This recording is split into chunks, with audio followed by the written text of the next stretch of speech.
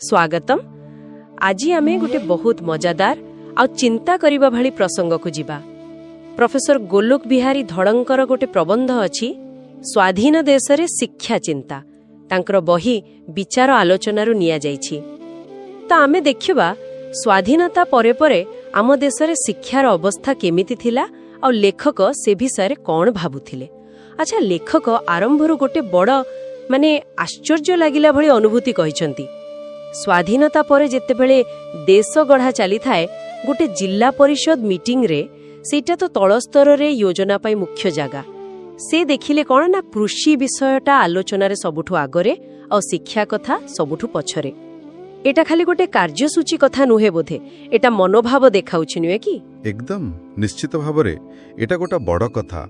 एइथरु जणा पडुछि जे जो माने योजना करूथिले सेमने बोधे शिक्षार जो प्रकृत मूल्य अछि माने देशर दीर्घमेयादी विकास पाई यार जो भूमिका सेतरा गभीर भावे नहीं नथिले। लेखक तो सीधा कहउचंती जे शिक्षा नथिला बोली ही साधारण लोके सरकारी योजना बुझी पारु नथिले कि ताको आपणे पारु नथिले। एमिति कि देखंतु सेतेबेले जातिसंघ रिपोर्ट भी कहउतला जे एशिया रे निरक्षरताटा उन्नतिर बड़ बाधा। तेणु कथा हेउछि योजना जेते भलो हेले भी हां लोके शिक्षित न हेले सेटा काम दबनी। तामाने योजना आउ शिक्षा भितरे गोटे सीधा संपर्क। योजना सफल हबा पई शिक्षा को आग गुरुत्व देबा कथा।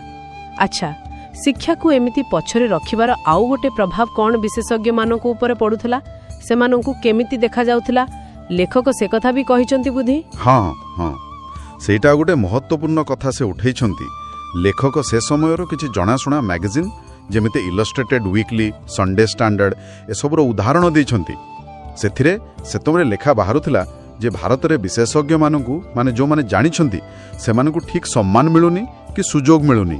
आ तार फल कौन होउथिला, जो भलो पिला माने बाहर को जाउथिले पढिबाकू अमेरिका भली जागा को सेमाने फेरिबाकू चाहुनथिले, जाहाकू आमे आजिकाली कहउचे ब्रेन ड्रेन। अच्छा, आउ सेइथिरे गोटे मजादार कहानी भी अछि बोली लागुछि। जणे कुआडे भारतीय छात्र अमेरिकारु फेरिबाकू चाहिले किंतु शर्त रखिले जे तांकू राज्यपालंक संगे समान दरमा दबाकू पड़िबो। शुणिबाकू टिके अजब लागुछि सत, किंतु एथरु बोधे सेतेबळकर अवस्था जणा पडुछि विशेषज्ञ माने केते हताश थिले। निश्चय निश्चय निरे खाली जणे व्यक्तिर क्षति नुहे, एटा पूरा देश पई क्षति। जेतेबेले आपण ज्ञानी लोकंकु अभिज्ञ लोकंकु तांको दक्षता पई मूल्य देबेनी किंबा देश चलैबारे सेमानंको परामर्श नेबेनी, सेतेबेले सेमानंको काम करिबाको इच्छा रहिबनी। आ एटा देशर प्रगति रे गोटे बड़ बाधा, बहुत बड़ बाधा। विशेषज्ञता को अणदेखा कले नीति निर्धारण भी ठीक हेबनी।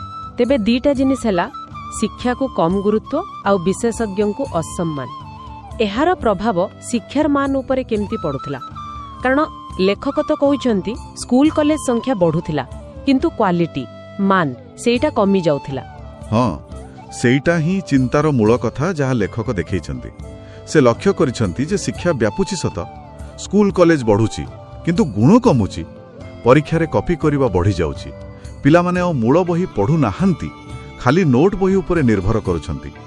एमिति कि सबुटु बड़ दुखर कथा बीए पास कला परे भी पिला माने निज मातृभाषा रो हो कि इंग्रजी रे हो भलो भाबरे निज कथा लिखि परु नथिले।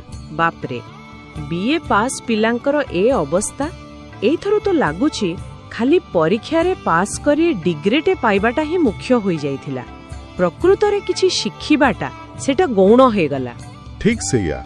आउ ए समस्याटा खाली स्कूल कॉलेज रे नथिला, लेखक उच्च शिक्षा माने गवेषणा क्षेत्र रे भी एमती कथा कहउचंती। पीएचडी डी लीड डिग्री बहुत लोक पाउथिले, हेले सेमानंकर गवेषणार मान अनेक समय अंतर्जातीय स्तर नथिला। बाहरे विशेष केही जाणु नथिले से सब काम विषय रे। लेखक गोटे कारण कहउचंती जे बाहर देश बळी एठी भलो जर्नल रे गवेषणा छापिबार बाध्य बाधकता नथिला बोधे, सेइठी पई एमती होउ थाई पारे। ताहेले एते सब कथा परे लेखकंकर मूल कहिबा कथा कोन थिला, मुख्य वार्ता कोन? देखंतो लेखकंक मूल कथा बहुत स्पष्ट। से कहिबाकू चाहुचंती जे गोटे देश खाली सैन्य रखिले कि बहुत पैसा कमैले बड़ हुएनी। प्रकृत शक्ति आसे जानरू, विचाररू, शिक्षारू।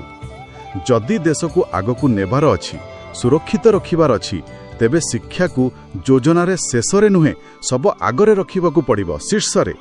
ଶିକ୍ଷିତ, ସଚେତନ ଆଉ ଭଲମନ୍ଦ ବୁଝିପାରୁଥିବା ନାଗରିକ ହିଁ ଦେଶର ଅସଲ ସମ୍ପଦ।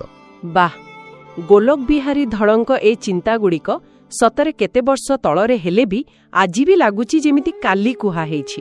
ବହୁତ ପ୍ରାସଙ୍ଗିକ। ଆଉ ଏଇଟା ଆମକୁ ଗୋଟେ ବଡ଼ ପ୍ରଶ୍ନ ଆଗରେ ଛିଡ଼ା କରାଉଛି ଶେଷରେ। ଯଦି ଗୋଟେ ସମାଜ ତାର ନିଜର ଜ୍ଞାନୀ ଲୋକଙ୍କୁ, ବିଶେଷଜ୍ଞମାନଙ୍କୁ ଆଉ ଶିକ୍ଷାର ଯେଉଁ ଅସଲି ଗୁଣବତ୍ତା ଅଛି ସେସବୁକୁ ଠିକ୍ ଭାବେ ମୂଲ୍ୟ ଦବନି, ତେବେ ଖାଲି ସଂଖ୍ୟା ବଢ଼େଇକି କି ବାହାରକୁ ଭଲ ଦେଖେଇ ହେଇକି କ'ଣ ପ୍ରକୃତରେ ଦୀର୍ଘଦିନ ପାଇଁ ପ୍ରଗତି ହେଇପାରିବ, ଏଟା ନିଶ୍ଚୟ ଭାବିବା କଥା।